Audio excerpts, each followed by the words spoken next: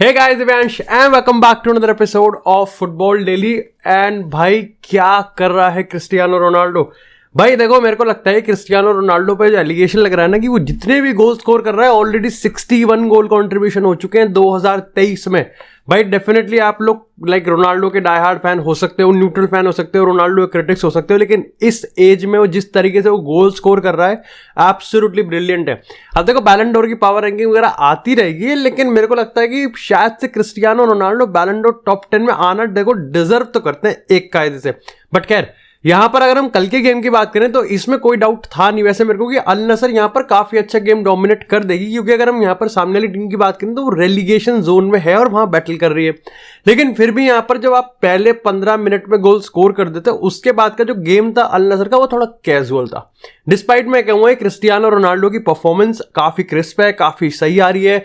वो अभी आप कह सकते हो कि पेस नहीं है, लेकिन फिर भी कभी कभार दिख जाता है कि हाँ भाई देखो कुछ तो है पेस के मामले में। ऐसा नहीं है कि बिल्कुल पेस ही खत्म हो गई है, पेस भी है, वो ट्रिकरिंग भी है, ट्रिकस्टर्स वाले हरकतें भी हैं कि और ड्रिबल वन करनी भी है और कर भी देता है। मतलब उस एरियाज में क्रिस्टियानो रोनाल्डो कुछ हरकतें ऐसे कर देता है जहां पर हमको फिर ऐसा लगने लगता है कि यार ये 30 या 39 ईयर ओल्ड ही है या ये है अभी 32-33 का। बट यार अल्टीमेटली यहाँ पर क्रिस्टियानो की शॉट्स की बात करें, तलिस्का के शॉट्स की बात करें, यहाँ पर अगर अल नसर के प्लान की बात करें इट वाज गोइंग गुड। लेकिन फिर भी यहाँ पर अगर हम 45 मिनट के मार्क तक की बात करें तो गोल अभी भी 1-0 की स्कोर लाइन से ही अल नसर जीत रही थी।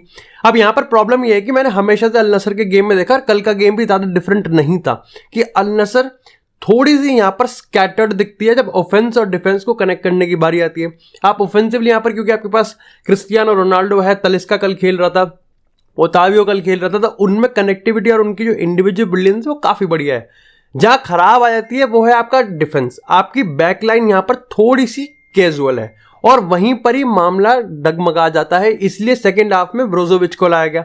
अब क्रिस्टियानो रोनाल्डो अगर पहले गोल की बात करें तो वहां पर जो उन्होंने फेक शॉट किया वो इतना काम और इतना स्मूथ लगता है, और उसके बाद उन्होंने टाइट एंगल से जो गोल मारा था, इससे पहले इतने टाइट एंगल से गोल मैं बताता हूं, शायद से भाई साहब ने यूनाइटेड की शर्ट में मारा था अगेंस्ट विलारियल चैंपियंस लीग के डाइंग मिनट्स में, इंजरी टाइम विनर में था, वही मारा था जब राल्फ रांगनिक यहाँ पर मैनेजर था। उसके बाद अगर हम बात करें यहाँ पर अगर दूसरे गोल की तो वो तो खैर गोल ऑफ द सीजन वाला ही था, क्योंकि अगर आप उसको लास्ट टाइम तक देखोगे ना तो आपको ये लगेगा कि ये गोल बाहर, मतलब बॉल बाहर जा रही है, लेकिन अल्टीमेटली वो बॉल गोल के अंदर है। It was a kind of type Zlatan type goal था।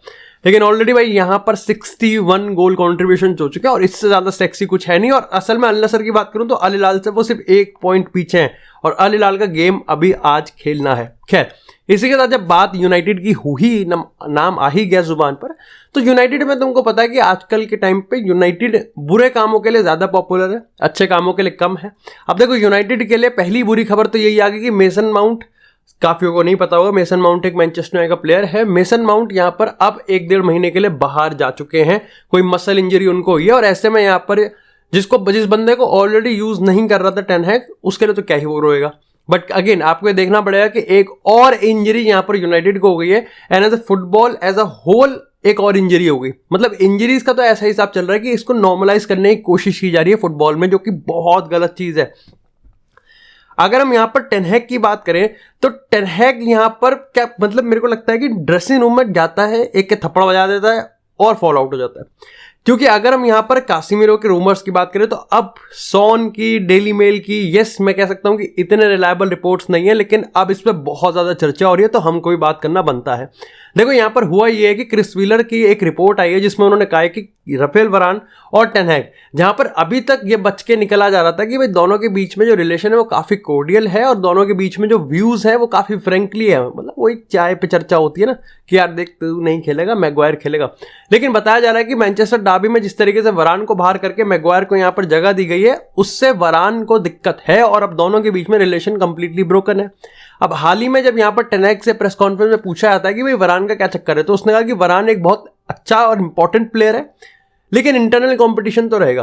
तो आप कह सकते हो कि वरान के साथ इस समय टेन हैग वही कर रहा है जो कि बायर्न में मुलर के साथ टुकल कर रहा है, कि यहाँ पर टुकल के पास और टेन हैग के पास अपने प्लान्स हैं, क्योंकि टैक्टिकल रीजन देखते हैं या फिर कुछ भी रीजन हो, लेकिन वहीं मुलर के पास और वरान के पास भी अपनी साइड ऑफ द स्टोरी तो है।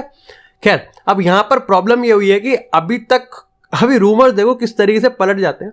अभी 3 दिन पहले मुंडो डेपोर्टिवो की खबर आई थी कि यूनाइटेड एंटोन ग्रीजमैन को टारगेट कर रही है, और उसके लिए वो किसका फायदा उठाएगी? रफे वरान का। अब रफे वरान की करंट सिचुएशन को देख को लगता है कि तुमको यहाँ पर ऐसा रूमर्स कुछ रियलिस्टिक होने वाला है, मतलब वो जाके बताएगा एंटोन ग्रीजमैन को कि भाई हाँ ठीक है, टेन हैग के अंडर तेरे को खेलना चाहिए।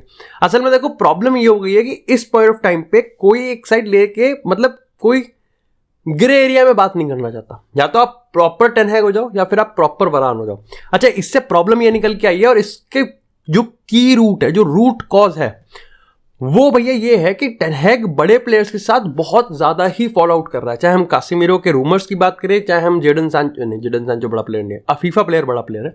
इसके बाद हम क्रिस्टियानो रोनाल्डो की बात करें, उसके बाद अगर अब मैग्वायर की बात करें, खैर अब ठीक हो गया, और उसके बाद अगर हम वरान की बात करें, असल में काफी लोग ये बता रहे हैं कि इवन इफ अगर आप मैनेजर हो फॉर हार्ड लाइन, आपकी एक लाइन है और आप उसकी पे कॉम्प्रोमाइज नहीं करते, लेकिन व्हेन यू मैनेज यूनाइटेड जैसे बड़े क्लब और इतने बड़ी बड़ी प्रोफाइल्स को आप मैनेज करते हो, तो कहीं ना कहीं आपको थोड़ा सा इस चीज पे ध्यान देना पड़ेगा कि आप इतनी भी हार्ड लाइन ना बनाओ, और इतने फ्रीक्वेंटली जल्दी से आप फॉलो आउट कैसे कर सकते हो। तो वो वाली बात है, काफी लोग वरान की साइड लेते हैं कि वरान के प्रोफेशनल करियर में इतने मैनेजर्स चेंज हो गए लेकिन वो कभी फॉलो आउट नहीं करा, और यूनाइटेड में टेन हैग से आते ही बन गई, ये वाली चीज है।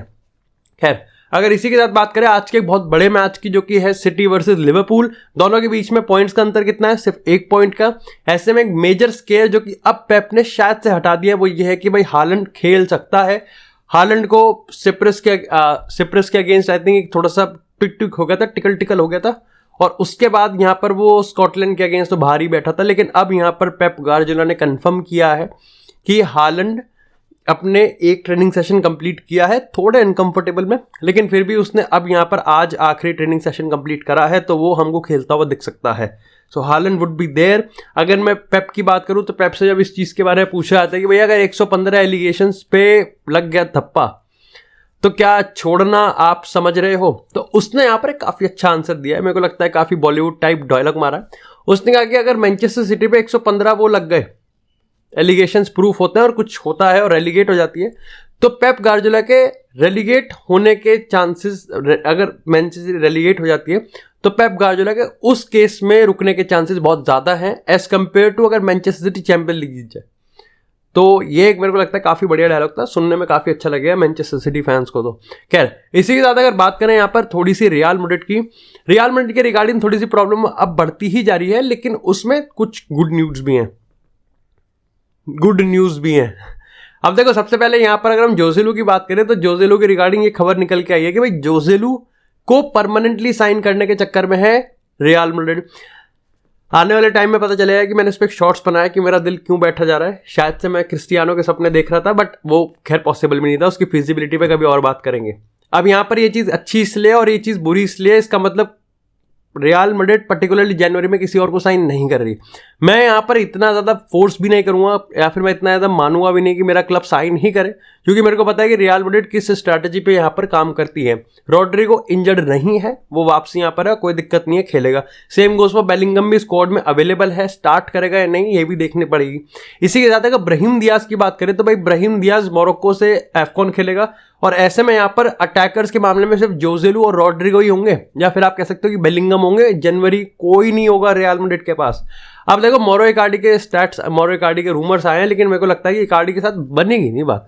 मतलब आपको समझ में ही नहीं आएगा कि इकार्डी को साइन किया है, पड़ी यहाँ पर पूरे टाइम वांडा नारा रहती है कि उसे ये चाहिए, वो चाहिए, फलाना चाहिए, तो वो दिक्कत हो जाएगी। खैर, इसी के साथ अगर बात करें यहाँ पर थोड़ी सी अर्जेंटीना ब्राजील की, तो भाई दोनों के अगेंस्ट ही फीफा ने यहाँ पर इन्वेस्टिगेशन चालू कर दी है अलग अलग ब्रीचेस के लिए।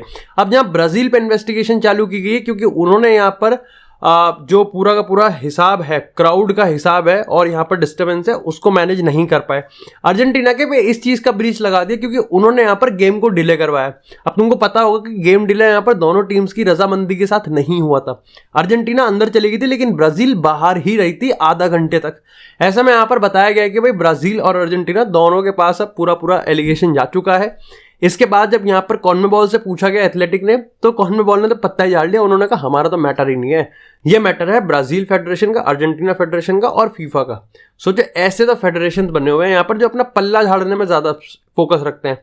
अगर ब्राजील की बात करें तो ब्राजील अभी भी अपने बात पे अड़ी हुई है कि जो लठ बजाए गए हैं वो हमारे पूरी तरीके से सोचे समझे लठ बजाए थे, ये जरूरी होता है और एक बहुत ही इंपॉर्टेंट मेजर था कामनेस रखने के लिए। वहीं काफ़ी लोग ये कहते हैं कि पूरा फिक्स जोन बनाना कि ब्राज़ील अर्जेंटीना सब एक दूसरे में चुम्बन चाटे घुसे पड़े हैं, ये कोई मतलब बनता नहीं है, खासतौर से अभी जब कोपा लिबर्टाडोरेस में इतना बड़ा ड्रामा हुआ था।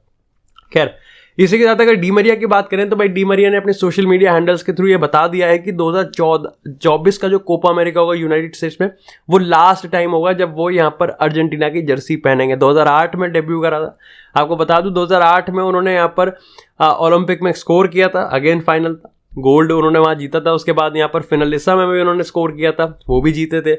उसके बाद कोपा अमेरिका में भी उन्होंने स्कोर किया था, वो भी जीते थे। और उसके बाद उन्होंने यहाँ पर वर्ल्ड कप फाइनल में थे। He is a player of finals भाई, एब्सोल्युटली ब्रिलियंट। यहाँ पर उनका 29 गोल मारे हैं अर्जेंटीना के अगेंस्ट, लेकिन वो 29 गोल किस वैल्यू के हैं वो बहुत बड़ी बात है। खैर, इसी के साथ अगर बात करें यहाँ पर रियल मैड्रिड की, भाई रियल मैड्रिड से काफी इंटरेस्टिंग खबर हमको सामने निकल के आई है। अब देखो रिपोर्ट यहाँ पर मुंडो डेपोर्टिवो DROS की है कि real Madrid can buy Mbappe और हालैंड, लेकिन हम इस पर बात नहीं करेंगे, इसलिए मैं इसको डिस्कस कर रहा हूँ क्योंकि इसके जो स्टैट्स हैं काफी अच्छे हैं। सबसे पहले इस रिपोर्ट में बताया गया कि भाई यहाँ पर रियल मैड्रिड के पास 128 मिलियन कैश है और लगभग 260 मिलियन यहाँ पर लोन है जो कि अनयूज्ड है, यानी कि लगभग आप कह सकते हो कि हम यहाँ पर 400 मिलियन देख रहे हैं जो कि उनके पास। अब इसका मतलब ये नहीं कि 400 मिलियन आप बिल्कुल, ये तो वही वाली बात होगी मेरे पर्स में अभी 2000 रुपये हैं तो और 4000 रुपये मेरी जेब में, तो मैं जा रहा हूँ रशिया। तुम समझो बात को। अब इसमें इन्होंने बताया कि रियल मैड्रिड ने जहां पिछले साल के कंपैरिजन में 17 मिलियन का इजाफा किया है अपने इनकम में, वहीं बहुत हद तक उन्होंने यहां पर घटाया भी है अपने एक्सपेंसेस को, यानी कि आपकी आमदनी बढ़ गई है लेकिन आपके एक्सपेंस भी कम हो गया। उसके पीछे रीजन ये है कि पिछले 2 साल में अगर आप देखो तो मार्सेलो भी चला गया, गैरेथ बेल भी चला गया, करीम बेंजेमा की सैलरी चलेगी, मार्को असेंसियो की सैलरी चलेगी और ऐसे बड़ी बड़ी सैलरी यहाँ पे चलेगी, मारियानो की सैलरी भी चली गई, तो उनका भी यहाँ पर अपना अकाउंट से हट गया। वहीं इनकम यहाँ पर बढ़ गई है, उसके पीछे का रीजन ये बताया गया कि भाई देखो पहली चीज तो सेंटियागो कोई लिमिटेड एडिशन में चल रहा था, अब जहां 175 मिलियन उन्होंने सेंटियागो से कमाया था वो बढ़ के इस बार 317 मिलियन हो जाएगा। ऐसे में यहां पर उन्होंने अकाउंट्स की डिटेल तो बढ़िया दी है, लेकिन उन्होंने एक बेकार चीज करी है कि उन्होंने यहां पर ये क्यों लिखा है कि real Madrid can buy Mbappe and Holland. भाई और लगा देते, एंड का क्या मतलब है। खैर, इसी के साथ अगर बार्सिलोना की बात करें तो भाई यहां पर मजा आ गया। कल जावी ने एक प्रेस कॉन्फ्रेंस करी और उस प्रेस कॉन्फ्रेंस से जस्ट पहले एक खबर आई कि भाई सऊदी का डायरेक्टर ये कह दिया कि भाई एक प्लेयर जो कि बारसा का था, उन्होंने नाम नहीं दिया इस क्लब का, लेकिन इस तरफ इशारा था, उस प्लेयर से यहां पर हमने समर में बात करी थी, मना कर दिया, लेकिन अब वो आने के लिए तैयार है और उसने खुद कहा है हमको। खैर, जब बात आई तो काफी रिपोर्टर्स ने कहा कि ये प्लेयर कोई और नहीं बल्कि गुंडोगन है। जब प्रेस कॉन्फ्रेंस में जावी से पूछा गया कि भाई ये मैनेजर है और भाई गुंडोगन ऐसे जाने की कोशिश कर रहा है, तो कह रहा है कि क्या बात कर रहे हो भाई, वो तो यहाँ घर देख रहा है। मतलब तुम कायदे की बात भी कर रहे हो, वो यहाँ घर देख रहा है, तुम कह रहे हो कि वो सऊदी जाने वाला है। तो उन्होंने यहाँ पर थोड़ा सा मजाक उड़ा के पूरी तरीके से थ्रैश कर दिया। लेकिन उसके कुछ ही घंटे बाद और 1-2 दिन पहले भी एक खबर आई थी कि भाई वो प्लेयर एक्चुअली में रफीनिया भी हो सकता है। अब खैर इस पर मैं डिबेट इसलिए कर सकता हूँ क्योंकि यहाँ पर इन्होंने ये चीज़ कहा है कि रफीनिया ने सामने से अपने आप को पुट किया कि भाई मैं सऊदी अरेबिया जाना चाहता हूँ, जो कि नहीं है possible, it's not realistically possible. लेकिन हाँ ये पॉसिबल है कि सऊदी अरेबिया चाहती है कि वो रफीनिया को लेके आए। 70 मिलियन का प्राइस है क्योंकि अल हिलाल में नेमार नहीं है। अब देखो यहाँ पर 2-3 चीज़ें हैं। सबसे पहले तो रफीनिया 26 साल का लौंडा है, ठीक है, बिल्कुल तड़कता पड़कता खड़ा मतलब खड़ा प्लेयर है अपने उसमें। ऐसे में यहाँ पर वो 26 साल की उम्र में ही सऊदी जाना चाहते हैं, ये भी थोड़ा सा देखने की बात है। साथ ही यहाँ पर वो यूरोप को क्यों छोड़ेगा, और ये भी अभी कंफर्म नहीं है कि जावी के क्या प्लान है रफीनिया को लेकर, तो वो एक बहुत बड़ी चीज है। अगेन बात करते हैं हैरी केन की, तो भाई हैरी केन ने एक बार फिर से गोल स्कोर करे, 18 गोल्स मार दिए बुंदेसलीगा में। अब देखो यहाँ पर अगर हम थॉमस टुकल की बात करें तो थॉमस टुकल का ये वाला वही वाला टुकल टाइप गेम था, कोई ज्यादा अच्छा गेम नहीं था। यहाँ पर बायर्न ने बिल्कुल ही अपने आप को डिफेंड करा, काउंटर पे पेस पे खेला, लेकिन एक जो चीज स्टैंड आउट करती है वो ये है कि हैरी केन ने गोल मारा और हैरी केन अपने प्राइस टैग को बिल्कुल अच्छी तरह जस्टिफाई करा। लेकिन एक और चीज यहाँ पर जस्टिफाई मतलब थोड़ा सा ट्रिगर करती है फैंस को कि आप चोमोपोटिंग को खिला रहे हो लेकिन मुलर को नहीं खिला रहे। ऐसे में जब मूसियाला ऑलरेडी इंजर्ड है, जब वो आ जाएगा तो मुलर और भी नीचे चला जाएगा पैकिंग ऑर्डर में।